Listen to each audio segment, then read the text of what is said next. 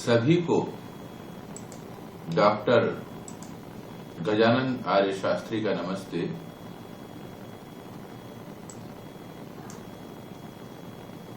आज अंतराल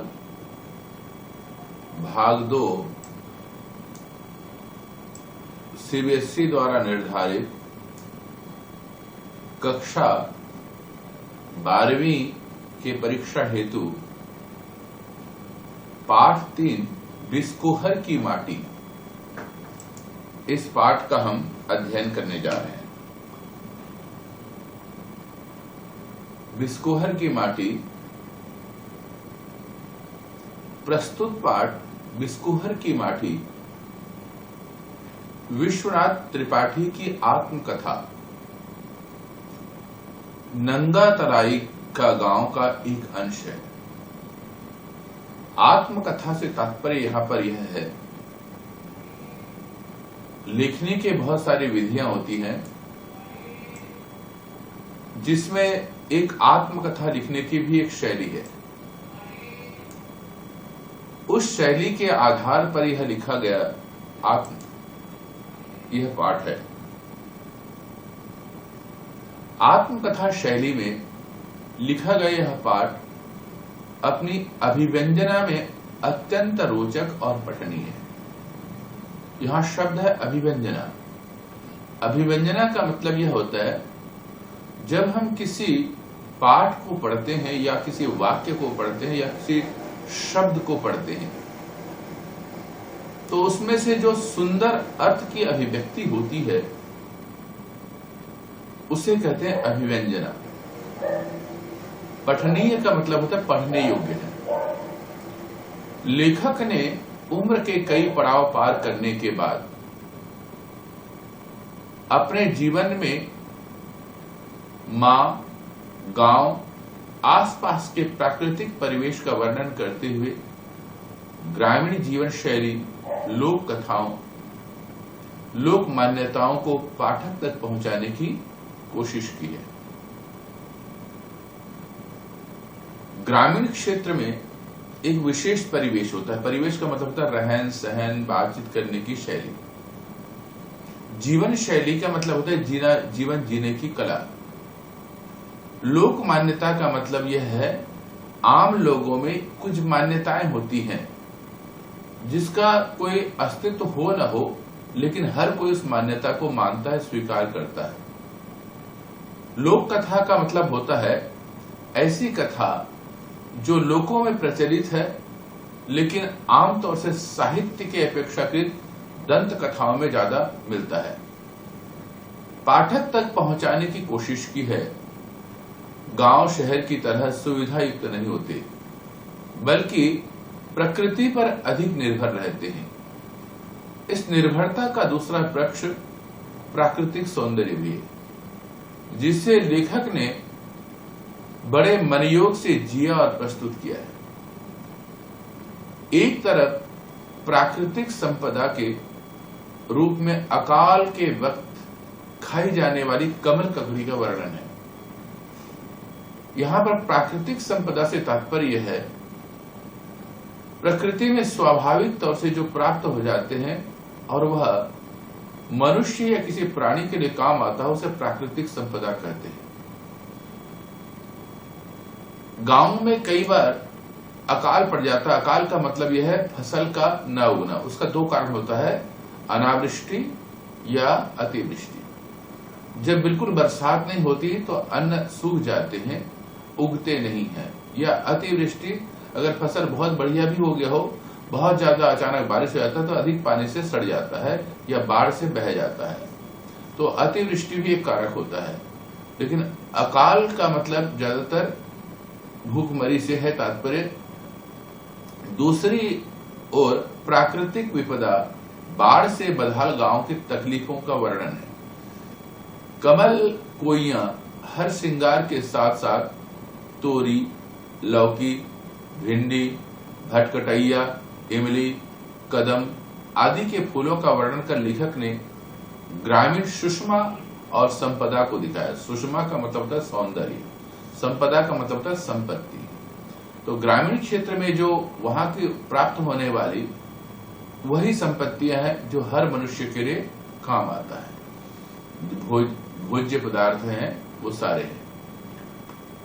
तो ढोड़ा, मजगिदवा, धामिन, गोहुवन, घोर कड़ाइच आदि सांपों, बिच्छुओं आदि का वर्णन, भय मिश्रित वातावरण का भी वर्णन किया है। ग्रामीण क्षेत्र में प्राप्त होने वाले सांपों का भी नाम दिया गया है। बिच्छुओं का भी वर्णन करते हैं। बिच्छू जो डंक मारता है और जहर फैलाता है, ऐसा एक प्राणी है। ग्रामीण जीवन में शहरी दवाइयों की जगह प्रकृति से प्राप्त फूल, पत्तियों के प्रयोग का भी आम है, जिसे लेखक ने रेखांकित किया है। ग्राम्य क्षेत्र में अशिक्षा या चिकित्सकीय सुविधा न प्राप्त होने की वजह से लोग अपने ज्ञान पर आधारित हैं और उसी के आधार से वो वर्णन करते हैं। पूरी कथा के केंद्र में बिस्कोहर जो लेखक का गांव है और एक पात्र विश्वनाथ के लेखक स्वयं विश्वनाथ है। गर्मी, वर्षा, शरद ऋतु में गांव का होने वाली दिक्कतों का भी लेखक के मन में बड़ा प्रभाव पड़ा है, जिसका उल्लेख इस रचना में भी दिखाई पड़ता है। 10 वर्ष की उम्र में ही करीब 10 वर्ष की स्त्री को 10 वर्ष बड़ी स्त्री को देखकर मन में उठे वैसे भावों, संवेगों के अमिट प्रभाव को उसकी मार्मिक प्रस्तुति के बीच संवादों की यथावत आंचलिक प्रस्तुति, अनुभव की सत्यता और नैसर्गिकता का वर्णन है। यहाँ पर आंचलिक प्रस्तुति का मतलब यह है क्षेत्र विशेष में जो अनुभव हैं उनको लिखा है। संवेग का मतलब होता है मन में उठने वाले, जैसे प्रेम है, क्रोध है, आवेग है, ये सारे संवेग कहलाते हैं। उनका बड़ा सुंदर वर्णन किया है, उसे कहते हैं मार्मिक प्रस्तुति। सत्यता और नैसर्गिकता द्योतक है, जो कि सच्चाई यह है कि उसमें कोई छल कपट नहीं है, सत्यता है। नैसर्गिकता वास्तविकता का वर्णन है। ऐसा लगता है कि जैसे स्वयं प्रकृति का सीधा ही वर्णन कर रहे हो। पूरी रचना में लेखक ने अपने देखे भोगे यथार्थ को प्राकृतिक सौंदर्य के साथ प्रस्तुत किया है। लेखक की शैली आप में अनूठी और बिल्कुल नहीं है। लेखक ने उस क्षेत्र में होने वाली समस्त वस्तुओं को ऐसा लग रहा है कि उन्होंने स्वयं देखा है और स्वयं भोग किया है। अर्थात कथा को पढ़ते हुए, इस पाठ को पढ़ते हुए जीवंतता नजर आती है। उस जीवंतता के आधार से इस शैली बड़ी सुंदर है। देखिए, आप यहाँ पर चित्र में देख रहे हैं ग्रामीण क्षेत्र में बच्चे किस प्रकार से अल्प वस्त्र में खेल रहे हैं। किसान अपना खेल रहा है, वहां पर जल के आसपास किस प्रकार बतखें अपने बच्चों को पाल रहे हैं। माताएं जल का यहाँ पर जल भर रही हैं। ये कोइया नाम की जो फूल लगी हुए है, पेड़ के नीचे यहाँ पर जानवर विश्राम कर रहे हैं, उसी पेड़ का बच्चे आनंद ले रहे हैं, झूला झूल रहे हैं। तो इस प्रकार प्राकृतिक परिवेश का पूरी तरह वर्णन किया गया है। लेखक का नाम है विश्वनाथ त्रिपाठी, पाठ का नाम है बिस्कोहर की माटी। पूरब टोले के पोखर में कमल फूलते। भोज में हिंदुओं के यहां भोजन कमल पत्र पर परोसा जाता। कमल पत्र को पुरैन कहते हैं। कमल के नाल को भसीड़ कहते हैं। आसपास कोई बड़ा कमल तालाब था, लेवंडी का ताल। लेवंडी का ताल एक जगह का नाम है। पुरैन कमल के पत्ते को कहते हैं। पत्ता जो है काफी चौड़ा होता है, जिसकी वजह से लोग उसमें बैठ भोजन भी कर लेते हैं। और पोखर का मतलब होता है छोटा तालाब, उसे पोखर कहा जाता है। अकाल पड़ने पर लोग उसमें से भसीड़ कमल ककड़ी खोदकर बड़े बड़े खांचों में सर पर लाद कर खाने के लिए ले जाते हैं। कमल ककड़ी कमल के डंडी को कहते हैं। उसको निकालते हैं और उसके नीचे में एक कंद होता है, उसको भी निकालते हैं, खाते हैं, तो वह भोज्य पदार्थ के रूप में काम आता है। कमल ककड़ी को सामान्यतः अभी भी गांव में नहीं खाया जाता, अर्थात वहां की गरीबी का भी वर्णन करते हैं और साथ में बताते हैं कि ग्रामीण क्षेत्र में इसका उपयोग रहता है, पर अब उसका उपयोग नहीं। कमल का बीज, कमल गट्टा जरूर खाया जाता है। कमल गट्टा कमल के बीज को कहते हैं और उसको लोग खाते हैं। आमतौर से कमल गट्टा को भून करके ड्राई फ्रूट के रूप में भी प्रयोग करते हैं। बच्चों ने बाजार में देखा होगा, एक सफेद रंग का, आमतौर से व्रत के टाइम में खाया जाता है, वह कमल गट्टा को ही भून के बनाया जाता है। कमल से कहीं ज्यादातर बाहर कोइया भी थी। कोइया वही जल पुष्प है, तो यहाँ जिसे कुमुद कहते हैं, कोकाबेली कहते हैं, तो अलग अलग नाम से कुमुद नाम की जो फूल है उसको जाना जाता है। शरत में जहां भी गड्ढा और उसमें पानी होता है, कोइया फूल उठती है, अर्थात कोइयों का फूल पानी में होता है, चाहे छोटा सा गड्ढा हो या छोटा तालाब हो या बड़ा तालाब हो। रेलवे लाइन के दोनों ओर प्रायः गड्ढों में पानी भरा रहता है। आप उत्तर भारत में इसे प्रायः सर्वत्र पाएंगे। तो लेखक इससे स्पष्ट है कि वो उत्तर भारत के रहने वाले थे और उनका नाम विश्वनाथ था, तो विश्वनाथ के नाम से वो जाने जाते थे। विश्वनाथ बहुत दिनों से समझते थे कि कोइया सिर्फ हमारे यहाँ का फूल है। एक बार वैष्णो देवी यथार्थ दर्शनार्थ गए, देखा वह पंजाब भी रेलवे लाइन के दोनों तरफ खिला था, अनवरत, निरंतर। लेखक की एक सामान्य मान्यता थी कि शायद वह कोइया नाम का जो फूल है वो हमारे ही क्षेत्र में होता है।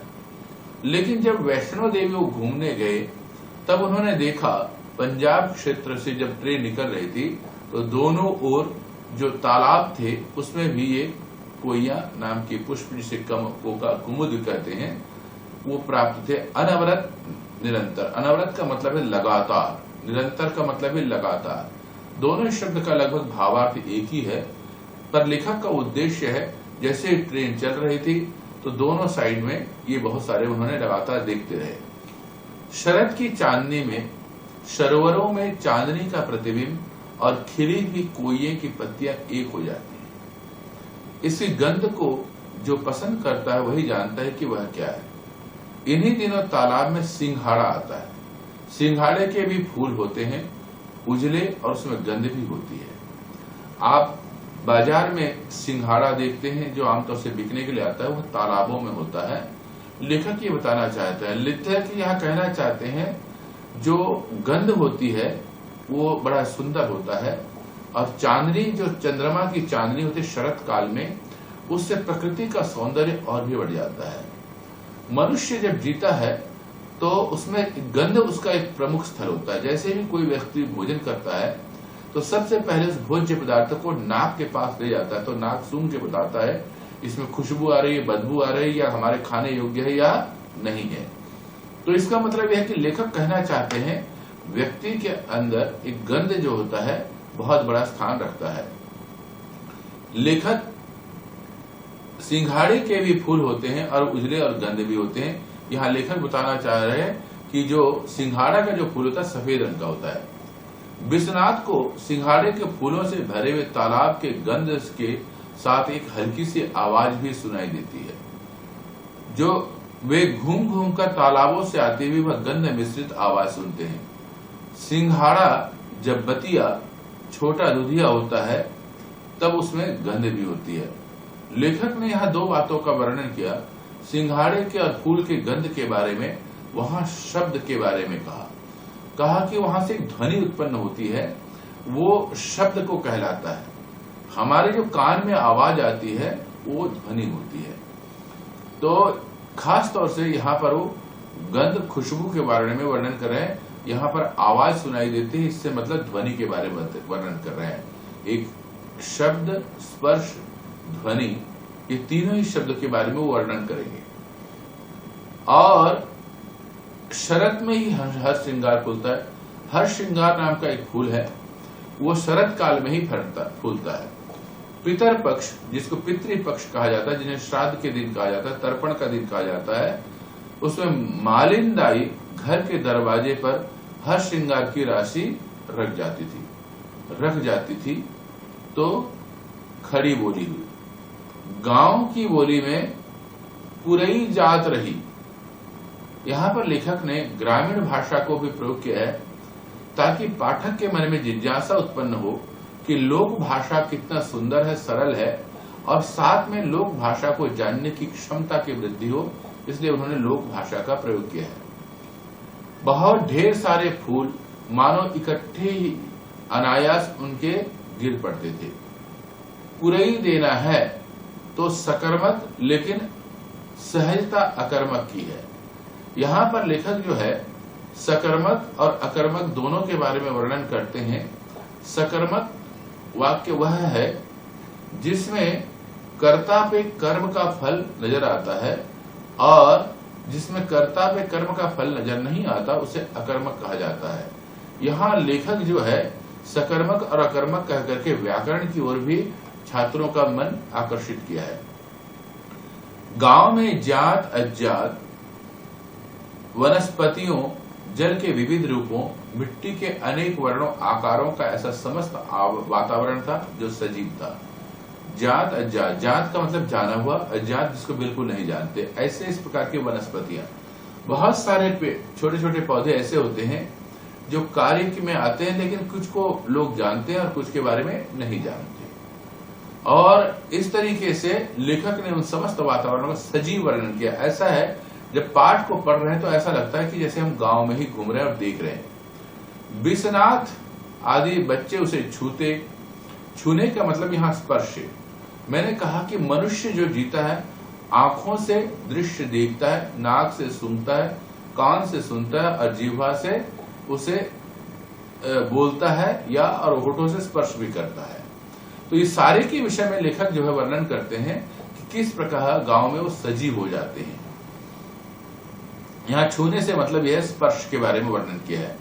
पहचानते और उसे बतियाते, यहाँ बतियाते का मतलब वाणी के बारे में वर्णन करते हैं, क्योंकि हमारी ज्ञानेन्द्रियां जो है किस प्रकार वहां गांव में सक्रिय रहती हैं, और लेखक जो है हमारी ज्ञानेन्द्रियों की सक्रियता के विषय में इसके विषय में बताना चाहते हैं। सभी चीजें, प्रत्येक चीज में भी, प्रत्येक सब में। आकाश भी अपने गांव का एक टोला लगता है। आकाश का मतलब होता है खाली जगह। अगर आकाश ना हो तो हमारे जो शब्द जो हम बातचीत कर रहे हैं और आप लोग सुन रहे हैं, अगर आकाश ना हो तो वो ध्वनि आप तक नहीं पहुंचेगी। आकाश का मतलब खाली जगह। हमारे आसपास भी आकाश है और आसमान को भी आकाश कहा जाता है। जहां भी खाली जगह है उसे आकाश कहा जाता है। सच्चाई यह है जो ऊपर वाला क्षेत्र उसे आसमान कहते हैं, आकाश का मतलब होता है खाली जगह। तो आसमान में जो आकाश है वहां चंदा मामा नजर आते हैं। तो गांव में एकदम खुला वातावरण है, तो वहां पर लोग चंदा मामा के नाम से जानते हैं। चंदा मामा उसको इसलिए कहते हैं कि हर माताएं उसको मामा के नाम से संबोधित करके बच्चों को सिखाती हैं कि देखो चंदा मामा आए हुए हैं, और उसका प्यार से उसको बच्चे को उसका इच्छा को पूरी करते हैं। और अगर वह चंदा मामा को के सौंदर्य को देख करके वह प्रसन्न हो जाता है, क्योंकि शरत काल में आकाश एकदम, आसमान जो एकदम साफ होता है, और साफ आसमान में वो शरद चंद्र की जो चांदनी होती है, दुधियापन होता है, वो बहुत खूबसूरत होता है। उसमें एक बुढ़िया थी जो बच्चों की दादी की सहेली थी। माँ आंचल में छिपाकर दूध पिलाती थी। बच्चे का माँ का दूध पीना सिर्फ दूध पीना ही नहीं, माँ से बच्चे के सारे संबंधों का जीवन चरित होता है। बच्चा सुबकता है, रोता है, माँ को मारता है, माँ भी कभी कभी मारती है। बच्चा चिपटा रहता है, माँ चिपटाए रहती है। बच्चा माँ के पेट को स्पर्श, गंध भोगता रहता है। तो एक बात का ध्यान रखें, ये लेखक ने बहुत ऊंची बात कही है, ये विज्ञान की बात है। जब बच्चा माँ से चिपका रहता है, दूध पीता रहता है, तो पैरों से माँ को मारता भी है, कभी कभी काट भी देता है। माँ भी कभी कभी प्यार से उसको मारती भी है। लेकिन सच्चाई यह है, माँ और बेटे का जो संबंध है, बेटे के पास स्पर्श और गंध का विशेष संबंध है। स्पर्श का मतलब होता है जब माँ गोदी पर बच्चे को जो बिठा रखती है, उससे जो गर्मी का एहसास होता है, उससे बच्चे को एक अत्यंत आनंद की अनुभूति होती है। गंध का मतलब होता है जो माँ का गंध और बेटे का गंध एक दूसरे के लिए बहुत ही जीवन को मार्मिक खूबसूरत बनाता है, जो हमेशा के लिए उसके मस्तिष्क में बैठ जाता है। पेट में अपनी जगह कैसे ढूंढता रहता है। विश्वनाथ के एक बार जोर से काट लिया था। माँ ने जोर से थप्पड़ मारा, फिर पास में बैठी नाउन से कहा, दांत निकाले, टीसत है। अब माँ जो है अपने शब्दों में कहती दांत निकाल रहा है, तो बच्चे जब दांत निकालते हैं तो दूध पीते हुए माँ को काट लेते हैं, क्योंकि तो वहां पर कहते हैं टीसत है। टीसत का मतलब होता है दांत निकलने से जो हल्का सा दर्द सा महसूस होता है, नई जगह बनाते हैं, तो वो दूध पीते पीते कभी कभी बच्चे माँ की दूध को काट लेते हैं। बच्चे दांत निकालते हैं तब हर चीज को दांत से यूं काटते हैं, वही टीसता है। टीसता है का मतलब होता है काटने से जो दर्द का अनुभव होता है और उससे आनंद की अनुभूति होती है, उसे टीसता कहते हैं। चांदनी रात में खटिया पर लेटी माँ बच्चे को दूध पिला रही है। बच्चा दूध ही नहीं, चांदनी भी पी रहा है। चांदनी भी माँ जैसी ही पुलक स्नेह ममता दे रही है। माँ के अंक से लिपटकर माँ का दूध पीना जड़ के चेतन होने यानी मानव जन्म लेने की सार्थकता है।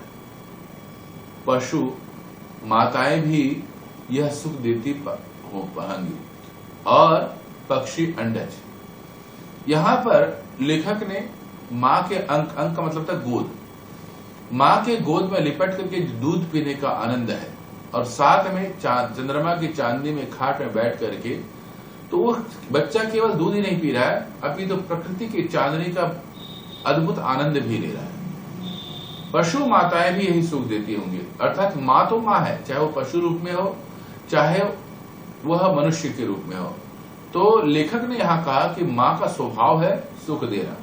और पक्षी अंडज, अंडज का मतलब होता है जब कुछ पक्षी जो अंडे से उत्पन्न होते हैं, अर्थात सभी पक्षी अंडे से उत्पन्न होते हैं, उसे भी माँ सेती है।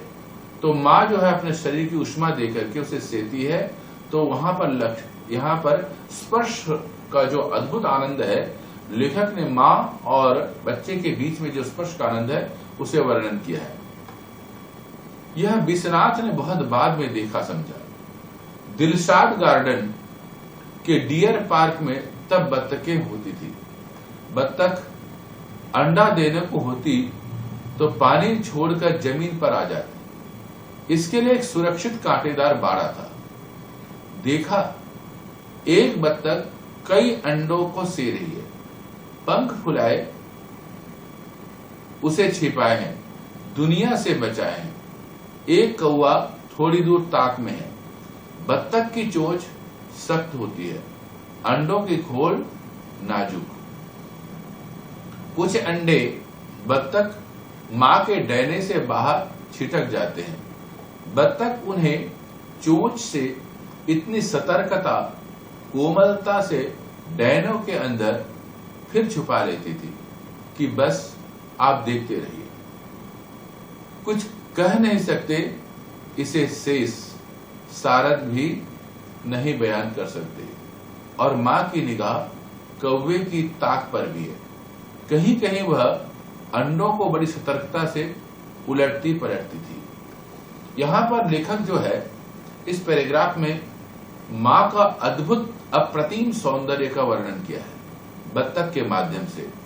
यद्यपि बत्तख के अंडे का खोल बड़ा ही नरम और मुलायम होता है और बत्तख की चोंच बहुत टाइट होता है। उसके अंडों को कौवे चुरा लेते हैं। माँ जो है पंख फैला करके उसको से रही है और साथ में माँ की निगाह कौवे की तरफ है, उससे बचा भी रही है। तो जब वह अंडे छटक करके बाहर भी चले जाते हैं तो इतने आराम से उस अंडों को पकड़ती है ताकि अंडों पर किसी भी प्रकार का दबाव ना पड़े। तो लेखक यहां कहना चाहता है कि मां का जो स्पर्श है, मां का जो आनंद है, वह कभी भुलाया नहीं जा सकता। किसने दी विश्वनाथ की मां और बतख की मां को इतनी ममता? लेखक ने यहां एक प्रश्नवाचक चिन्ह लगाया। वह कौन सी शक्ति है जिसने, चाहे वो बतख रूपी मां हो, चाहे विश्वनाथ की मां हो, मनुष्य की मां हो, अर्थात मानवीय मां हो चाहे पक्षी रूप की मां हो, उन दोनों में ममता है। उस ममता की जो अद्भुत आनंद है, किस शक्ति ने प्रदान की, यह वर्णनीय है या सोचनीय है। अद्भुत यह शक्ति है। जैसे पानी बहता है, हवा चलती है, वैसे ही मां के बच्चे की ममता प्रकृति में ही सब कुछ है। जड़ चेतन में रूपांतरित होकर क्या क्या अंतर बाह्य गढ़ता है, लीलाचारी होता है। गुरुवर हरियाली प्रसाद ने प्रायः कहते हैं, अंतर बाह्य का मतलब अंदर और बाहर। ममता प्रकृति जड़ चेतन सर्वत्र है। तो हजारी प्रसाद द्विवेदी एक बड़े लेखक हुए जो हिंदी साहित्य के, तो वो अपने शब्दों में क्या कहते हैं, क्या यह सब बिना किसी प्रयोजन के है, बिना किसी उद्देश्य के है? यहां लेखक ने एक बहुत बड़ा प्रश्न खड़ा किया। ये जो ममता है, जो मां के अंदर है, और जो मां अपने बच्चे को स्नेह देती है, ममता दिखाती है, तो इस प्रयोजन को कहां से आया, किस उद्देश्य से आया, किसने दिया? अगर जो व्यक्ति इसको समझ लेगा, वह संसार के रहस्यों को समझने की कोशिश करता है। क्योंकि कोई ना कोई महान शक्तिशाली है जिसे हम अनेक रूप में जानते हैं, उसके विषय में लेखक ने इशारा किया है और वर्णन करने का, मनुष्य को सोचने को, पाठक को सोचने को यहां मजबूर किया है। होगा कोई महान निहित उद्देश्य, प्रयोजन। लेकिन अभी तो बुश ब्लेयर ने इराक फतह किया है, कहां मां के बच्चे का दूध पिलाना और कहां बतख का अंडा सेना। विश्वनाथ पर अत्याचार हो गया जब वह दूध पीने ही वाले थे कि छोटा भाई आ गया। अब लेखक ने देखो कितना सुंदर तरीके से वर्णन किया है। जहां पर एक विदेशी लेखक के विषय में वर्णन करते हैं और वो कहते हैं कि जैसे बहुत बड़ा हमने फतह किया हो युद्ध, लेकिन समझ ना हो। अब लेखक ने छोटा भाई आने पर परिवार में क्या स्थिति होती है, गांव में क्या स्थिति होती है, उसका वो वर्णन करते हैं। विश्वनाथ दूध कटहा हो गए, उनका दूध कट गया। दूध कटहा का मतलब यह है, जब मां के गर्भ में दूसरा बच्चा आता है तो स्वाभाविक तौर से मां का दूध बंद हो जाता है, तो बच्चे को बाहर का दूध पिलाया जाता है, इसीलिए दूध कटहा कहते हैं। मां के दूध पर छोटे भाई का कब्जा हो गया। छोटा भाई हुकुम कर मां का दूध पीता और विश्वनाथ गाय का बेस्वाद दूध पीता। लेखक ने बेस्वाद इसलिए कहा है, मां का दूध है, जिसमें ममता भी है, दूध भी है और बहुत सुंदरता भी है। लेकिन अब बड़ा होने की वजह से उसे गऊ का दूध पिलाया जाता है। बेस्वाद इसलिए कह रहा है क्योंकि उसने पहले मां का दूध पिया, उसका आनंद को और गऊ के दूध के आनंद को थोड़ा फर्क किया है। कसेरिन दाई पड़ोस में रहती थी। गांव की एक दाई का नाम है। दाई का मतलब होता है जो घर में पालन पोषण करती है बच्चों का। विश्वनाथ को उन्होंने पाला पोसा। सुई की डोरी से बनी हुई कथरी सुजनी कहलाती है। ग्रामीण क्षेत्र में रजाई न होकर के सुई से बनाकर कपड़ों को सी देते हैं और वही रजाई का काम करते हैं, उसे कथरी कहा जाता है। तो लोग सुजनी भी कहते हैं उसको, क्योंकि सुई से बनी रहती है। साफ सफाक सुजनी पर कसेरिन दाई के साथ लेटे 3 बरस के बीच के विश्वनाथ चांद को देखते रहते। गांव में दाई के साथ वह लेट करके, अब तो मां पर छोटे भाई का अधिकार हो गया, तो इसलिए दाई के साथ वह लेटा 3 साल का था और वहां आसमान में साफ साफ चंद्रमा को देख रहा है। लेखक ने यह बताया है कि गांव में किस प्रकार खुले आसमान में सो करके प्रकृति का आनंद लिया जाता है। लगता है उसे हाथ से छू रहे हैं, उसे खा रहे हैं, उससे बातें कर रहे हैं। वह धुक धुक करके चलता है, बादल में छिप जाता है, फिर उसमें से निकल आता। इमली के छितनार पेड़ के अंतरालों में छन कर चांदनी के कितने टुकड़े बिखरते शीशम की फुनगी को चांदनी कैसे चूमती है। लेखक ने आसमान से जो चांदनी आ रही है और चांद का ऐसा लग रहा है कि यह चल रही हो, लेकिन सच्चाई है कि जब बादल सामने आ जाते हैं, बादल तो आगे बढ़ते हैं, चांद वहीं रहता है, तो लगता है कि जैसे एक ट्रेन चल रही हो। और कभी कभी वो चांद आगे बढ़ता हुआ पेड़ों से छिप जाता। तो प्रकृति के में जो सुंदरता है, आसमान में जो चंद्रमा का सुंदरता है, चांदनी की खूबसूरती है, जिसको खुली आंखों से देखा तो लेखक ने इस दृश्य का मार्मिक और खूबसूरत वर्णन किया है। फूलों से बात हो रही थी, अब फूलों के विषय में लेखक वर्णन कर रहे हैं। कमल, कोइयां, हर श्रृंगार की, लेकिन ये तो फूल हैं और फूल कहे जाते हैं। ऐसे कितने फूल थे जिनकी चर्चा फूलों के रूप में नहीं होती, और वे हैं असली फूल तोरी, लौकी, भिंडी, भटकटैया, इमली, अमरूद, कदम, बैंगन, कोहड़ा जिसे हम काशी फल भी कहते हैं, शरीफा एक प्रकार का फल है खाने का, आम के बौर, बौर का मतलब आम के फूल को बौर ही कहा जाता है, कटहल एक सब्जी है, बेल, बेल एक प्रकार का फल है जो गर्मियों में आता है, बेला, चमेली, जूही वाला बेला नहीं, ये अलग है बेल जो फल है, अरहर, उड़द, चना, मसूर, मटर के फूल, सेमल के फूल, कदम जिसे कदम कहा जाता है, फूलों से पेड़ लदबदा जाता है। लदबदा जाने का मतलब पूरी तरह पेड़ फूलों से लद भर जाता है। लेखक ने इस पूरे पैराग्राफ में बताया आमतौर से फूल का मतलब लोग कमल का फूल, गुलाब का फूल या अन्य फूल जो आप काम करते हैं, लेकिन हर एक फूल फूल है, बिना फूल के फल नहीं आता। जब गांव में खेत भरा रहता है तो जब उसमें खेतों में सब्जियों के फूल इकट्ठे आते हैं तो उसके सौंदर्य का वर्णन लेखक ने यहाँ पर कहा है। आंखों की खूबसूरती और नाक से सुगंध, इन दोनों का वो वर्णन करते हैं, गंध और दृश्य का। कृष्ण जी उसी पर झूलते थे। आमतौर से कदम का वर्णन जो है कृष्ण जी के साथ मिल जाता है। झूला पड़ा कदम की डाली, नंदक नंद कदम्बक तरु तरुवर। तो यहाँ पर आप न वर्ण का और क वर्ण का अक्षर, त वर्ण का अक्षर आवृत्ति देख रहे हैं, अनुप्रास अलंकार है। क्या कदम और भी देशों में होता है? मुझे तो लगता है कदम का दुनिया भर में एक ही पेड़ है, बिस्कोहर की पच्चू टोला ताल के पास। पच्चू टोला एक जगह का नाम है बिस्कोहर में, और वहां ताल का मतलब छोटा तालाब होता है, उसके पास ही है। क्योंकि लेखक ने अपने गांव के पेड़ से साक्षात अनुभव किया है, इसीलिए वो कहता है कि और भी जगह होते होंगे, लेकिन मेरे नजरों में, मेरे दृश्य में जब कदम्ब शब्द कहा जाता है तो वही दृश्य उभरता है, इसीलिए मैं इसे कदम्ब मानूंगा। सरसों के फूल का पीला सागर लहराता हुआ, खेतों में तेल तेल की गंध, जैसे हवा उसमें अनेक रूपों में तैर रही हो। सरसों के अनवरत फूल खेत सौंदर्य को कितना पावन बना देते। पावन का मतलब पवित्र। बिस्नाथ के गांव में एक फल और भी बहुत इफरात होता है, उसे भरभंडा कहते हैं, उसे ही शायद सत्यनाशी कहते हैं।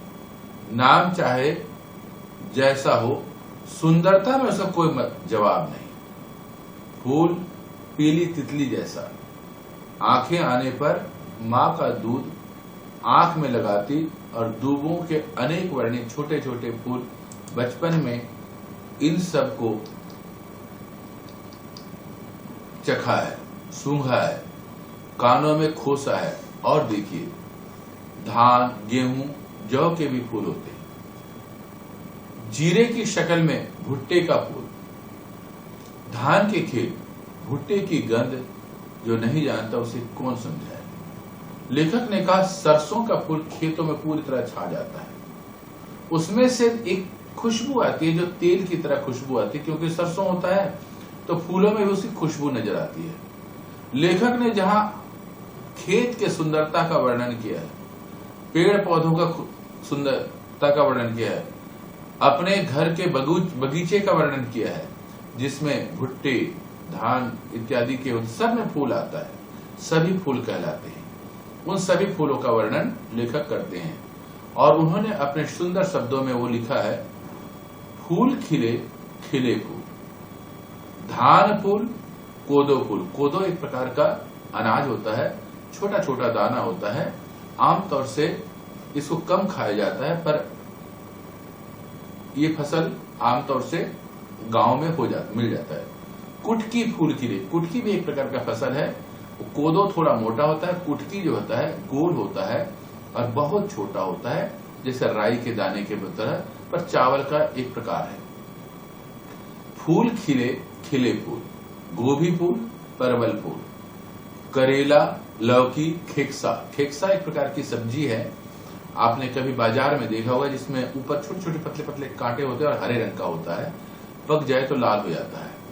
मिर्ची फूल खिले, फूल खिले खिले फूल, खीरा फूल, तोरई फूल, महुआ फूल खिले। महुआ एक प्रकार का फूल है, उसमें से फल होता है, तब उसमें तेल निकलता है, लेकिन महुआ आमतौर से एक पेड़ से होता है और इसमें बहुत सारा रस होता है। आम जब ये फूल होता है, इसको लोग इकट्ठा कर लेते हैं, बैलों को खिलाते हैं, उसमें एक प्रकार की एनर्जी होती है, ताकत होती है, और यह शराब बनाने के भी काम आता है। इसीलिए लोग जो है आजकल इसको बहुत ज्यादा बेच देते हैं। ऐसे ही बारिश खूब फूल खिले, घास पात में भरे मेड़ों पर, मैदानों में, तालाबों में, भीटों पर नाना प्रकार के सांप मिलते थे। सांप से डर लगता तो था, लेकिन प्रायः मिलते दिखते थे। ग्रामीण क्षेत्र में बरसात के मौसम में बीलों पर जब पानी भर जाता है तो सांप बाहर आ जाते हैं, या पानी से तैरते हुए बाहर आ जाते हैं, या भोजन के लिए बाहर आ जाते हैं।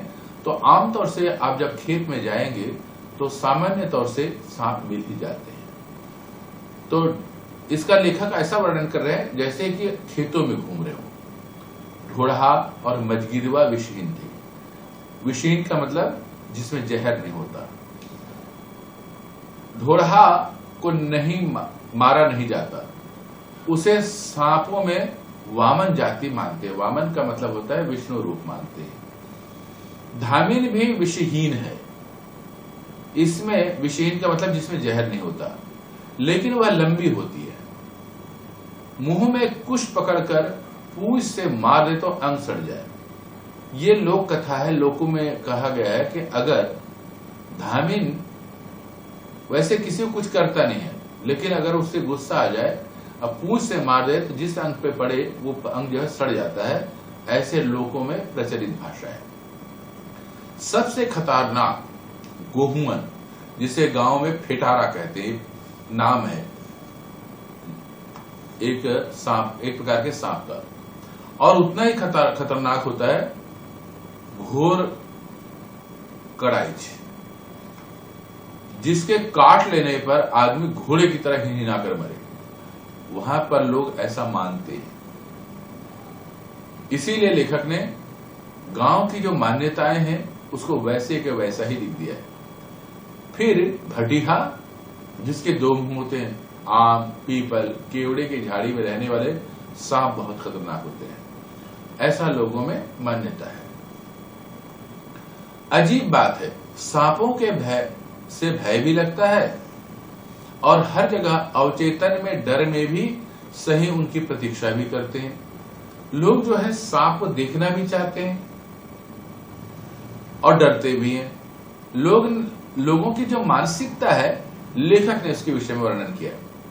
छोटे छोटे पौधों में के बीच में सरसराते हुए सांप को देखना भी भयानक रस उत्पन्न होता है। जब पौधों के बीच में सांप निकल जाता है तो हमारे शरीर में एक सरसरी सी पैदा हो जाती है। कुछ भय, कुछ देखने की इच्छा, कुछ डर, ये सारे मिलकर के। इसी तरह बिच्छू भी जब निकलता है देखने का मन भी करता है और डर ये भी रहता है कहीं काट दे तो जहर न फैल जाए। इसीलिए सांप के काटे लोग बहुत कम बचते थे। बिच्छू काटने से दर्द बहुत होता था, कोई मरता नहीं था। बिच्छू डंक मारता है और डंक मार करके थोड़ा सा जहर फैला रहता है, लेकिन शरीर में वो फैलता जाता है, इसीलिए मरते तो नहीं है लेकिन दर्द बहुत होता है। फूलों की गंधों में सांप, महामारी, दैवी, चुड़ैल आदि का संबंध जोड़ा जाता था। ये वहां की लोक मान्यताएं हैं, इस प्रकार से लोगों ने कहा है। गुड़हल की फूल देवी का फूल होता है। गुड़हल एक प्रकार का लाल रंग का फूल होता है, उसे गुड़हल का फूल कहा जाता है। आमतौर से लोग देवी का फूल मांग करके देवी पर चढ़ाते हैं, उसको अर्पण करते हैं पूजा के लिए। नीम के फूल और पत्ते चेचक के रोगी के पास रख दिए जाते थे। फूल बेर के भी होते हैं और उनकी गंध वन्य मादकता होती है। वसंत में फूल आते हैं। बेर के फूल सूंघकर बर्रे ततैया का डंक झड़ जाता है, तब उन्हें हाथ से पकड़ लेते, उन्हें जेब में भर लेते, उनकी कमर में धागा बांध कर लड़ाते। तो गांव में ये मान्यता है कि नीम के फूल और पत्ते, चेचक जब किसी को हो जाता है, चेचक एक प्रकार से माता है, छोटे छोटे जिसे चिकन पॉक्स कहते हैं अंग्रेजी में, हमारे पूरे शरीर में हो जाता है। जब किसी को होता है तो उसके पूरे शरीर में हो जाता है। तो बेर का जो फूल है उसका अलग ही मादकता का मतलब खुशबू आती है, जो आनंद देता है, क्योंकि बेर खाने में होता है, खाने को उसमें थोड़ा खट्टापन भी होता है, मीठापन भी होता है, और वसंत में ज्यादा खिलते हैं। और बर्रा एक प्रकार का पीले रंग का मधुमक्खी की तरह होता है, ततैया भी इसे कहते हैं। वो जब उसको झाड़, बर्रा का मतलब जो उसको बड़ा छतरी लगा रहता है जिसमें वो रहते हैं, उनका रहने का घर, उसको जब तो वो डंक लगाता है, और डंक लगाने से वहां बहुत बुरी तरह खुजली होती है, दर्द भी होता है। लेकिन बच्चे शरारत भी करते हैं, उसमें धागा बांध करके उसको जो है खेलते भी। खूब गर्मी चिलचिलाती पड़ती।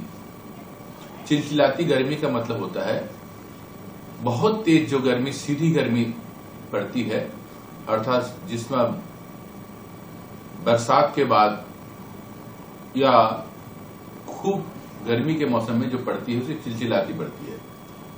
सब में, घर में सबको सोता पाकर चुपके से निकल जाते, दोपहरिया का नाच देखते।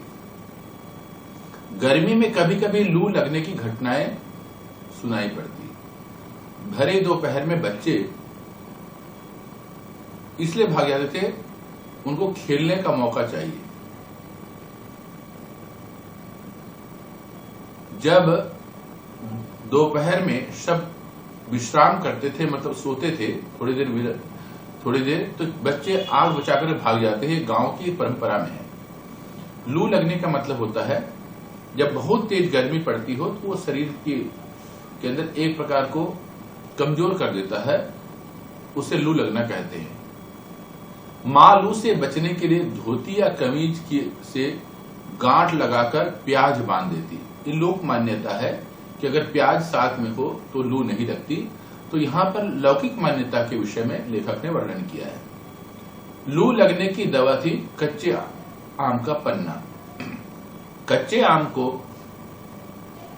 उबालकर या भून करके फिर निचोड़ लिया जाता है, उसे पानी में मिला करके खट्टा मीठा उसे पिलाया जाता है। वो सबसे अच्छी दवा आज भी मानी जाती है। भूनकर गुड़ या चीनी में उसका शरबत पीना, देह में लेपना, नहाना। कच्चे आम को भूनकर या उबालकर उससे सिर धोते थे। कच्चे आमों के झौर पेड़ पर लगे देखा है। झौर का मतलब बहुत ज्यादा, इकट्ठे के इकट्ठे, पूरा एक साथ 8-10 फल हो, 4-5 फल हो, उसको झौर का है, ग्रामीण शब्द है।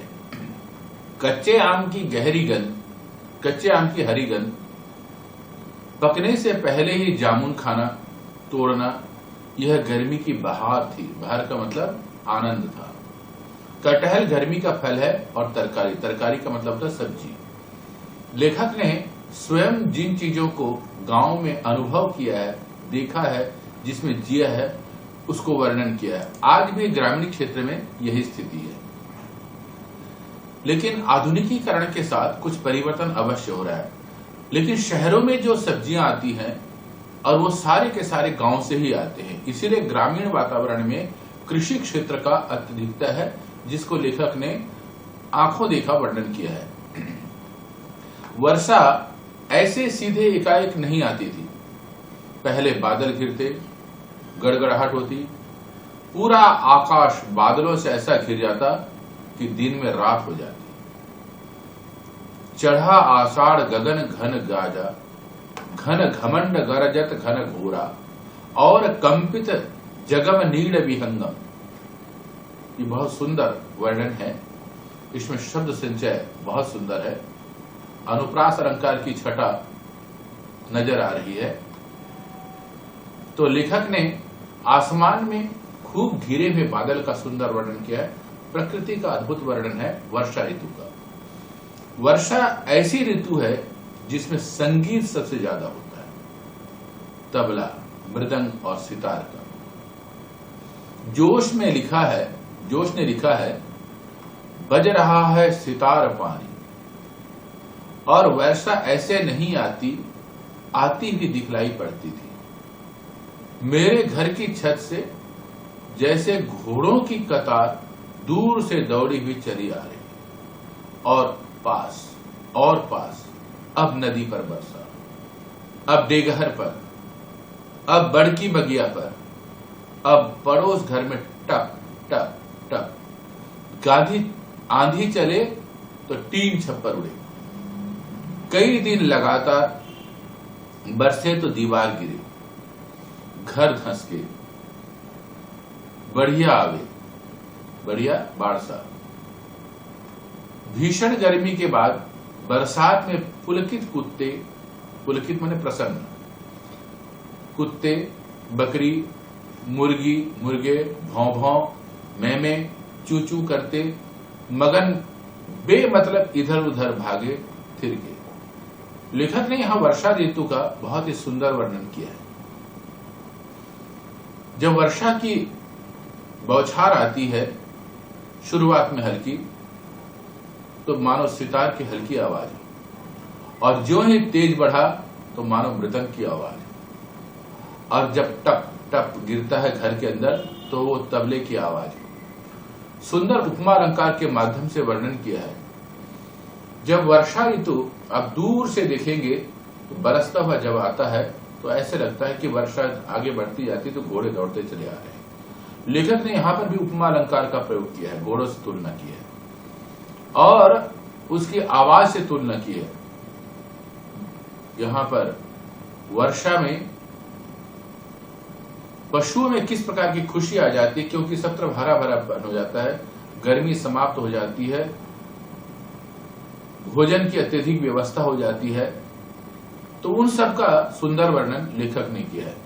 पहली वर्षा में नहाने से दाद, खाज, फोड़ा, फुंसी ठीक हो जाती है। यह लौकिक मान्यता है, क्योंकि पहली वर्षा जब होती है तो लोग नहाते हैं तो शरीर ठंडा हो जाती है। गर्मियों में से पहले उमस भरी हुई गर्मी होने से शरीर में फोड़े, फुंसियां निकल जाते हैं, तो इसीलिए कहा गया है कि वो सब ठीक हो जाते हैं। लेकिन मछलियां कभी कभी उबस के मांजा फेन लगने से भी मर जाती हैं। राजा दशरथ राम के विरह में ऐसे व्याकुल, मांजा मनहु मीन मह व्यापा, जोंक केचुआ ग्वालिन जुगनू,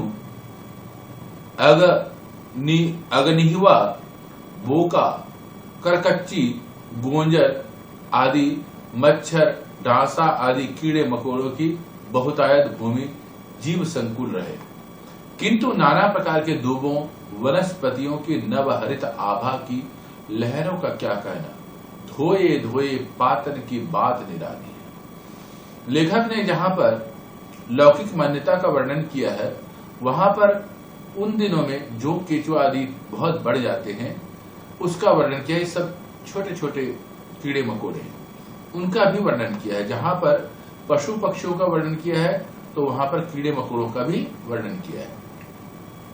फिर गंदगी, कीचड़, बदबू की लदर पदर, ये शब्द है, बदबू वहां पर फैल जाती, क्योंकि घास फूस पत्ते सड़ने लग जाते हैं तो उसे तो बदबू फैलेगी, और जब चलेंगे तो पैरों में जूते चप्पल न होने से तो पैरों में भी कीचड़ हो जाता है।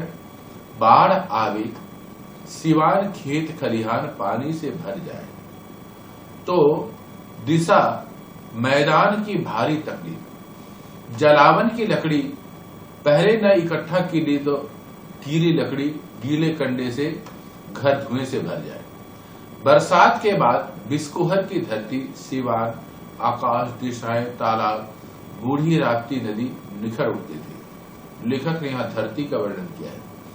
धरती में, आसमान में सब तरफ बरसात होने की वजह से साफ स्पष्टता, नदियां, तालाब पूरी तरह सब भर जाते हैं और आकाश सारी दिशाएं स्वच्छ हो जाती है। धान के पौधे झूमने लगते थे। भुट्टे, चरी, सनई के पौधे, करेले, खीरे, काकर, भिंडी, तोरी के पौधे, फिर लताएं।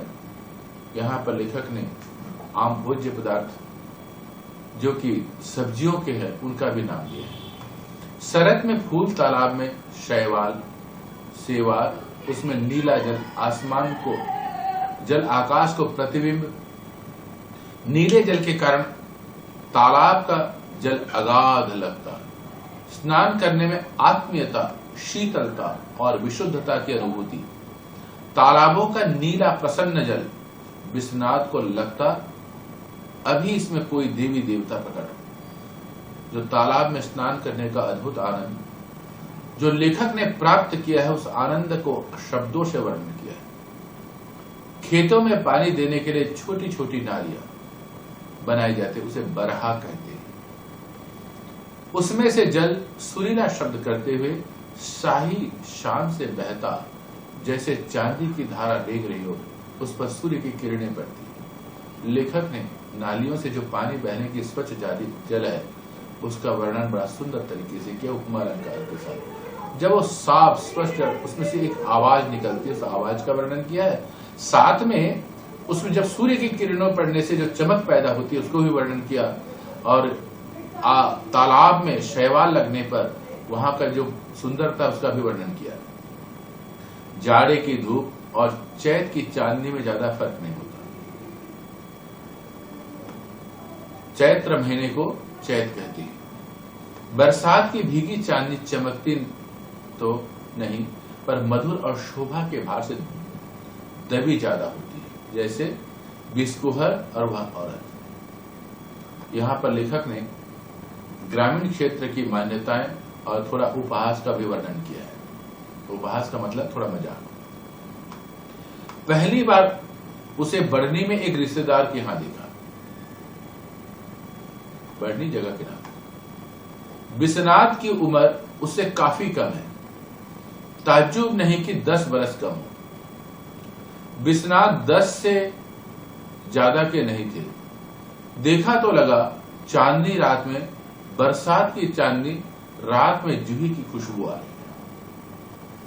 लेखक ने एक 20 वर्ष की कन्या को देखा तो उसके अंदर नए नए कोपल मन में फूल उठे, और मन में 10 वर्ष की उम्र में ही कहीं न कहीं उसे एक मन में पहली बार एहसास हुआ कि प्रेम की डोरी क्या होती है, लेकिन उसको जानता नहीं था। पर लेखक ने बड़ी सफाई से, बड़ी सत्यता से उसका यहां पर वर्णन करके बताया है कि मेरे मन में ऐसी बात आई थी। बिस्कुहर में उन दिनों विश्वनाथ संतोषी भैया के घर बहुत जाते थे। उनके आंगन में जूही लगी थी, उसकी खुशबू प्राणों में बसी रहती थी। यूं भी चांदनी में सफेद फूल ऐसे लगते हैं मानो पेड़ों, लताओं पर चांदनी ही फूल के रूप में दिखाई पड़ रही हो। जूही की खुशबू रात में खूबसूरत होती है। जब फूल जाता है, इतनी मादकता भरी गंध आती है, मन और आत्मा को प्रसन्न कर देता है। लेखक ने उसका अनुभव किया है। चांदनी भी प्रकृति, फूल की प्रकृति और खुशबू की प्रकृति। वह औरत विश्वनाथ को औरत के रूप में नहीं, जूही की लता बन गई, चांदनी के रूप में लगी। आज लेखक ने यहां पर पहली बार जब उस औरत के सौंदर्य को देखा, उस युवा 20 वर्ष की कन्या को देखा, तो उसके सौंदर्य को चंद्रमा की चांदनी से उसे जोड़ रहे हैं, उसकी सुंदरता को उससे कहा, और साथ में जूही की जो अंदर खुशबू आती है और उससे जो मादकता मन में उत्पन्न होता है, शरीर में तन बदन में एक आनंद की अनुभूति होती है। ऐसा ही उस औरत को देख करके पहली बार विश्वनाथ को लगा था, जबकि उम्र में बहुत कम था।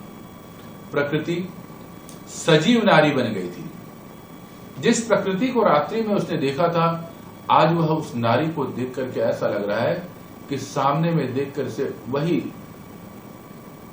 आसमान से छिटकती हुई चांदनी और सामने में जूही का फूल और उसकी खुशबू, उन सारे के सौंदर्य को उसके साथ लेखक ने वर्णन कर दिया।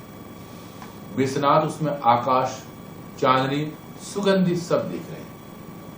यह अत्यंत प्रेम की चरम सीमा है। प्रकृति और नारी को दोनों को समान रूप से देखते हुए लेखक ने प्रकृति को भी उतना ही सुंदर बताया जितना सुंदर उसने नारी को बताया। जितना सुंदर उसने नारी को बताया उतना ही प्रकृति को बताया।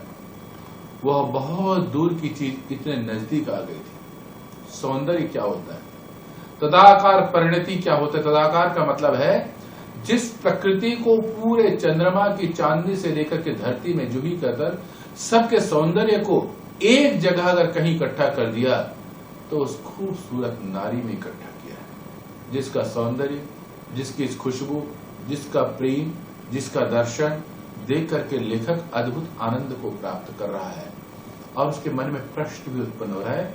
तदाकार का मतलब साक्षात रूप में देख रहा है। जीवन की सार्थकता क्या होती है, यह सब बाद में सुना, समझा, सीखा, सब उसी के संदर्भ में। वह नारी मिलेगी।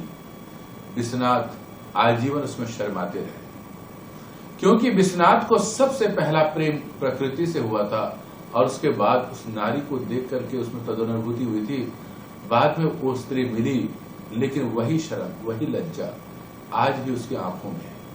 उसकी शादी बिस्कुहर में, कई बार मिलने के बाद भी बहुत हिम्मत बांधने के बाद उस नारी से अपना भावना व्यक्त करने के लिए कहा, जय तुम्हें पाई जाए तो जरूर बौराई जाए।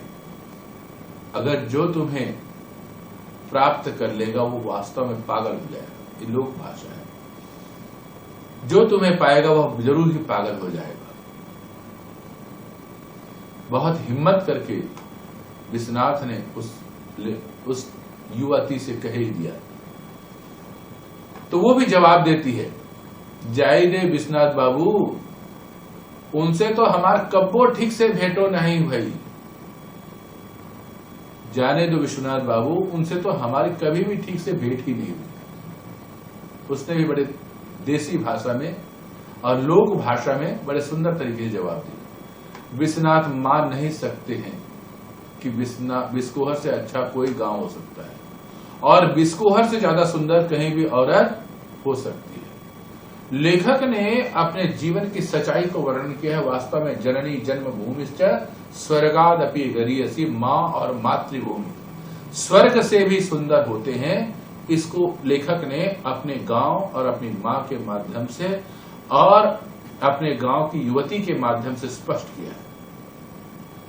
विश्वनाथ को अपनी माँ के पेट का रंग हल्दी लगाकर बनाई गई पूरी का रंग लगता, गंध दूध की। पिता के कुर्ते को जरूर सूंघते, उसमें पसीने की बू बहुत अच्छी लगती। नारी शरीर से उन्हें बिस्कोहर की ही फसलों, वनस्पतियों की उत्कट गंध आती। उत्कट का मतलब बहुत खुश, तेज गंध आती। तालाब की चिकनी मिट्टी की गंध, गेहूं, भुट्टा, खीरा की गंध और पुआल की भी होती है। पुआल बोलते हैं जब धान को काटते हैं तो नीचे का जो डंडी रह जाता है वो जानवरों को खिलाने के काम आता है, उसे पुआल कहा जाता है। फूले हुए नीम की गंध को नारी शरीर या श्रृंगार से कभी नहीं जोड़ सकते। वह गंध मादक, गंभीर और असीमित की ओर ले जाने वाली होती है। यहां लेखक ने प्रकृति से ऊपर उठ करके अंतरात्मा की ओर मोड़ा है और कहीं ना कहीं भगवान ने जो हमारे को सूंघने की शक्ति दी है मादकता दी है, हमारे शरीर में प्रसन्नता दी है, उसको वर्णन किया है। संगीत, गंध, बच्चे विश्वनाथ के लिए सबसे बड़े सेतु हैं। काल, इतिहास को पार करने के लिए बचपन की समस्त स्मृतियों को लेखक ने बड़े सुंदर तरीके से वर्णन कर दिया और कहा कि वह सबसे बड़ा जीवन को पार करने का एक सेतु है, इतिहास है। अब तो उनके लिए जो गुजर गया वो इतिहास मात्र है। बड़े गुलाम अली खां साहब ने एक पहाड़ी ठुमरी गाई थी। ठुमरी एक प्रकार का राग है।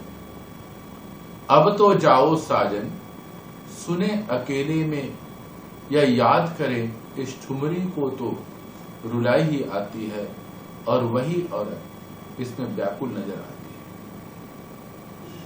यहां पर गुलाम अली खां साहब ने गाया था। किसी युवती ने अपने बचपन की बातों को और अपने युवा को वर्णन किया है। अब तो स्मृति पटल पर ही रह गई। वो सारी के सारी स्मृतियां सिर्फ अनुभव मात्र रह गया, स्मृति में रह गए, याद में रह गए। अब प्राप्ति की कितनी और कैसी प्राप्ति होती है? अब प्राप्ति का मतलब है जो प्राप्त नहीं। बहुत सारी चीजें ऐसी होती हैं मन में रहती तो है लेकिन प्राप्त नहीं होती। बचपन में बड़ी बड़ी आशाएं होती हैं। आज भी देखो माताएं पिता एक ही बात रखते हैं, हमारा बच्चा बड़ा होगा और बड़ा होकर के बहुत सारी चीजें, बच्चा भी बड़ा बड़े आशाएं भावनाएं रखता है, लेकिन जरूरी नहीं कि वो सारे प्राप्त हो जाए। प्राप्ति और अप्राप्ति दोनों के बीच का एक संबंध है, उसको जोड़ना पड़ता है। वह सफेद रंग की साड़ी पहने रहती है, काले घने केश सवारे हुए, आंखों में पता नहीं कैसे आर्द्र व्यथा है। आर्द्र व्यथा का मतलब थोड़ा दुख भी है, थोड़ा खुशी भी है, थोड़े आंसू भी है। वह सिर्फ इंतजार करती है। संगीत, नृत्य, मूर्ति, कविता, स्थापत्य। स्थापत्य का मतलब होता है कलाएं जो स्थापना की गई। चित्र गरज की हर कला रूप में आस्वाद में मौजूद है। सब के सब चीज हमारे इन पांचों इंद्रियों में, आंख, नाक, कान, जीवा और त्वचा, ये सारे के सारे इसी में समेटे हुए, जो हमने देखा है, जो हमने सूंघा है, जो हमने सुना है, जो आस्वादन किया है, जो हमने एक दूसरे से बात की है, ये पांचों के पांचों ज्ञान इंद्रियों में समाविष्टित है। विश्वनाथ के लिए हर सुख दुख से जोड़ने की सेतु है। इसी स्मृति के साथ मृत्यु बोध अजीब तौर पर जुड़ा हुआ है। अब जीवन जब पार हो जाता है और मृत्यु करीब आ जाती है तो लगता है कि सब स्मृतियां हैं, अब तो मृत्यु ही सत्य है। लेखक ने बचपन से लेकर के आखिरी दम तक की ऐसा वर्णन किया है जैसे साक्षात आंखों से देखा हुआ। हम प्रश्नोत्तर अभी आपको बताने जा रहे हैं। अगर आपको कोई शब्द का अर्थ समझ में न आया हो तो यहां से आप देख सकते हैं। भसीड़, कमल, कमल का जो तना होता है, ऊपर फूल के नीचे का हिस्सा। कुमुद, जल में खिलने वाला एक सुंदर कोइया नाम की फूल है जो आमतौर से तालाबों में खूब मिल जाता है। सिंघाड़ा एक फल है जो आमतौर से बाजार में मिल जाता है आजकल भी। बतिया, फल का विकसित रूप, उसको बतिया कहते हैं। प्रयोजन, उद्देश्य, कथरी एक बिछाने का होता है कपड़ा जिसको मोटा करके सिल दिया जाता है, उसे कथरी कहा जाता है। ये गांव में प्रयोग होता है। साफ, सफा, साफ और स्वच्छ उर्दू का शब्द है। इफरात, अत्यधिक, अधिकता, ये भी उर्दू का शब्द है। भीटो, टीलर, नो। तो इस बरहा, खेत में सिंचाई करने वाली जो नाली है उसको बरहा कहते हैं। सुबुकना, धीरे धीरे रोना, सुबक सुबक के रोना, उसे सुबुकना कहते हैं। आंख आना, गर्मियों के मौसम में या बरसात की शुरुआत में आंखें आती हैं, लाल लाल हो जाती हैं, उसे आंख आना कहते हैं। थिरकना, नाचना, अगाध, भरपूर, आर्द्र, नमी। पाठ्य पुस्तक के प्रश्नोत्तर के लिए आप हम यहां देखेंगे। अगर आपको यह सब अच्छा समझ में आया तो आप कमेंट बटन में अवश्य लिखें। अगर कहीं कमी रह गई हो तो उसको भी अवश्य लिखें। हम सब मिलकर के हिंदी साहित्य का प्रचार और प्रसार करने के लिए इस प्रकार का भरपूर प्रयास करते रहेंगे। उसके लिए इस बटन, इसे सब्सक्राइब करना और अपने मित्रों को अवश्य दें। ताकि वो भी इसका रहस्य समझें। जो लोग नहीं पढ़ रहे हैं वो भी इस कहानी का आनंद लें, इसीलिए कहानी इसको उनको भी भेजें। प्रश्न 1, कोइया किसे कहते हैं, उसकी विशेषताएं बताइए। उत्तर, कोइया जल में उत्पन्न होने वाला पुष्प है। इसे कुमुद तथा कोकाबेली के नाम से भी जाना जाता है। इसकी विशेषताएं इस प्रकार हैं। कोइया पानी से भरे गड्ढे में ही सरलता से पनप जाती है। यह भारत में अधिकतर स्थानों में पाई जाती है। इसकी खुशबू मन को प्रिय लगने वाली होती है। शरद ऋतु की चांदनी में तालाबों में चांदनी की जो छाया बनती है वह कोइयों की पत्तियों के समान लगती है। दोनों एक समान लगती है। प्रश्न 2, बच्चे का मां का दूध पीना सिर्फ दूध पीना है नहीं, मां से बच्चे के सारे संबंधों को जीवन चरित होता है। टिप्पणी कीजिए। बच्चे का अपनी मां से बहुत गहरा संबंध होता है। यह संबंध मां की कोख में आने के साथ ही जुड़ जाता है। जब वह जन्म लेता है तो मां के दूध पर ही 6 महीने तक निर्भर रहता है।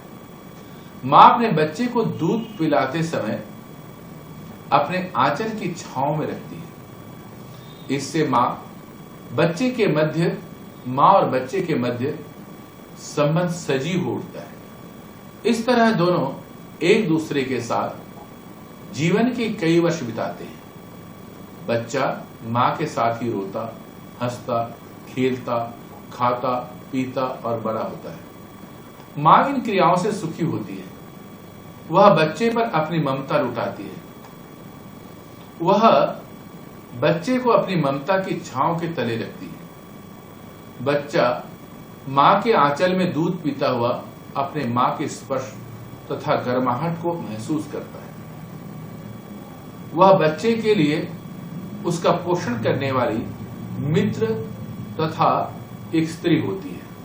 मां का दूध पीकर बच्चा मानव जीवन की सार्थकता को पूर्ण कर देता है।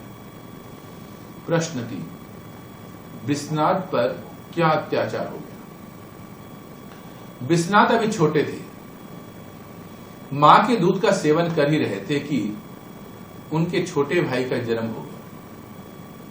छोटे भाई के जन्म के कारण उन्हें मां ने दूध पिलाना बंद कर दिया। अब मां का दूध छोटा भाई पीता था। विश्वनाथ इसे स्वयं पर अत्याचार कहते हैं। मां का दूध कट जाना उनके लिए अत्याचार के समान ही है। छोटा भाई मां का दूध पीता और विश्वनाथ को गाय के दूध पर निर्भर रहना पड़ता। यहां पर पीता शब्द जो है बड़ी होगी, तो इसको हम बड़ी कर देते हैं ताकि अशुद्धि न रह जाए। बड़ी ही पीता, इस तरीके से पीता शब्द हो गया। प्रश्न 4, गर्मी और लू से बचने के उपायों का विवरण दीजिए। क्या आप भी उन उपायों से परिचित हैं? गर्मी और लू से बचने के लिए निम्नलिखित उपाय किए जाते हैं। धोती तथा कमीज के गांठ लगाकर प्याज बांध दिया जाता था, धोती या कमीज में। लू से बचने के लिए कच्चे आम का पन्ना पिया जाता है। यहां पर भी बड़ी होगी, जिसे हम बड़ी कर रहे हैं, आप भी कर सकते हैं। पिया जाता है। कच्चे आम को भुना जाता है। गुड़ तथा चीनी के साथ उसका शरबत पिया जाता था। उसे शरीर पर लगाया जाता था तथा उससे नहाया भी जाता था। कच्चे आम को भूनकर या उबालकर सिर भी धोया जाता था। हम केवल प्याज के प्रयोग तथा आम पन्ना पीने वाले उपाय से परिचित हैं। अन्य विवरण हमारे द्वारा सुना नहीं गया। प्रश्न 6, लेखक विश्वनाथ ने किन आधारों पर अपनी मां की तुलना बत्तख से की है? बत्तख अंडा देने के बाद पानी में नहीं जाती है। जब तक उसके अंडों से बच्चे नहीं निकल जाते तब तक उन्हें सेती है। वे अंडों को अपने पंखों के मध्य रखती है। इस तरह वह बच्चों को सबसे बचाकर रखती है।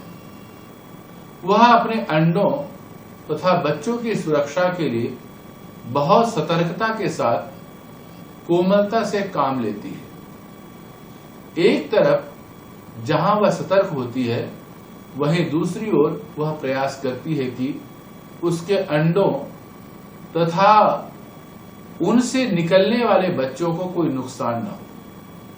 ऐसे ही विश्वनाथ की मां भी करती है। वह अपने बच्चों की बहुत अच्छे से देखभाल करती है। वह उसे दूध पिलाती है, अपने साथ सुलाती है, उसका हर कार्य करती है।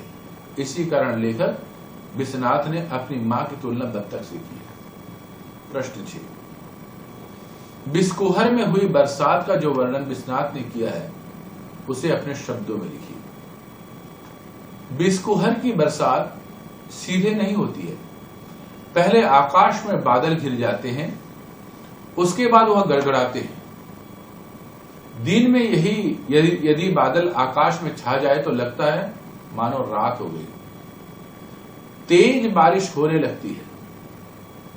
बारिश होने का स्वर तबला, मृदंग और सितार जैसे लगता है, लेकिन सब तेज होती है तो लगता है मानो दूर से घोड़े भागे चले आ रहे। प्रत्येक स्थान को वर्षा भिगा देती है। एक दिन होकर वर्षा बंद नहीं होती, कई कई दिन तक होती रहती है। इसके कारण किसी मकान की छत उड़ जाती है तो कभी जमीन धंस जाती है। नदी में बाढ़ तक आ जाती है। गांव के सभी पशु पक्षी बरसात का आनंद उठाते हुए यहां से वहां भागते दिखाई देते हैं। नदी नाले भर जाते हैं, चारों तरफ पानी ही पानी हो जाता है। पहली बरसात से चरम रोग दूर हो जाते हैं। प्रश्न 7, फूल केवल गंध ही नहीं देते, दवा भी देते हैं, कैसे? लोगों का मानना है कि फूल अपने रंग तथा गंध के कारण पहचाने जाते हैं। लेखक इस बात को नकारता है। वह गंध के महत्व को स्वीकार करता है, लेकिन वह यह भी कहता है कि फूल केवल गंध नहीं देते, वह दवा भी करते हैं। वह भरभंडा नामक फूल का वर्णन करते हैं। इस फूल से निकलने वाला दूध आंख आने पर दवा का काम करता है। इसे आंख में निचोड़ देने से आंख की बीमारी सही हो जाती है। नीम के फूल चेचक के मरीज को ठीक कर सकते हैं। बेल के फूलों को सूंघने मात्र से ही बर्रे अततैये का ढंग अपने आप ढल जाता है। प्रश्न 8, प्रकृति सजीव नारी बन गई। इस कथन के संदर्भ में लेखक की प्रकृति, नारी और सौंदर्य संबंधी मान्यताएं स्पष्ट की गई। लेखक की प्रकृति, नारी और सौंदर्य संबंधी कुछ मान्यताएं हैं। ये मान्यताएं आपस में गुथी हुई हैं। जब लेखक 10 वर्ष का था तो उसने एक स्त्री को देखा। वह उससे 10 वर्ष बड़ी थी। उसका सौंदर्य अद्भुत था। संतोषी भाई के घर के बाहर आंगन में एक जूही की लता लगी थी। उससे आने वाले सुगंध लेखक के प्राणों तक को महका गई थी। लेखक चांदनी की रात में लता पर खिले फूलों में चांदनी को देखता है। उसे प्रतीत होता है मानो चांदनी जूही के फूलों के रूप में लता में उग गई। यहां लेखक प्रकृति को जूही, खुशबू, लता तथा स्त्री के रूप में देखता है। उसके लिए ये अलग अलग नहीं है, ये सब आपस में जुड़े हुए। अतः वह औरत को चांदनी के रूप में जूही की लता से प्रतीत होती है। वह प्रकृति में उस औरत को और औरत की प्रकृति के रूप में देखता है। प्रश्न, ऐसी कौन सी स्मृति है जिसके साथ लेखक को मृत्यु का बोध अजीब तौर से जुड़ा मिलता है? लेखक ने एक बार गांव में ठुमरी सुनी थी। उस ठुमरी को सुनकर के लेखक का रोने का मन करने लगा था। लेखक कहते हैं, उस ठुमरी को सुनते समय उस स्त्री की याद हो जाती है जिसे अपने मृत्यु की गोद में गए पति की याद आती है। उसे बस प्रियतम से मिलने का इंतजार है। उसका प्रियतम हर रूप में उसके साथ है। इस स्मृति को याद करके लेखक को मृत्यु बोध अजीब तौर से जुड़ा मिलता है। मुझे लगता है कि अगर आपको पसंद आया है तो आप लाइक बटन दबाएंगे, अन्यथा जो कमी है यहां पर डिस्क्रिप्शन पे आप लिखिए। अगर आपको अच्छा लगा तो अच्छा लिखिए, कमी महसूस हो तो वो भी वर्णन करें। उससे पहले सब्सक्राइब बटन दबाएं और अपने मित्रों को भेजें। हम सब हिंदी साहित्य प्रेमी एक दूसरे से जुड़े रहेंगे। डॉक्टर गजानंद आर्य का सबको नमस्कार। अगले वीडियो में मिलने के लिए सब्सक्राइब बटन दबाएं और सभी मित्रों को जोड़ें। एक दूसरे की सहायता करना हमारे हिंदू परंपरा की श्रेष्ठ कर्तव्य है। इसीलिए हम एक दूसरे का सम्मान करेंगे, एक दूसरे की सहायता करेंगे। हिंदी साहित्य के प्रचार और प्रसार के लिए सब करबद्ध रहेंगे। सबको मेरा नमस्कार।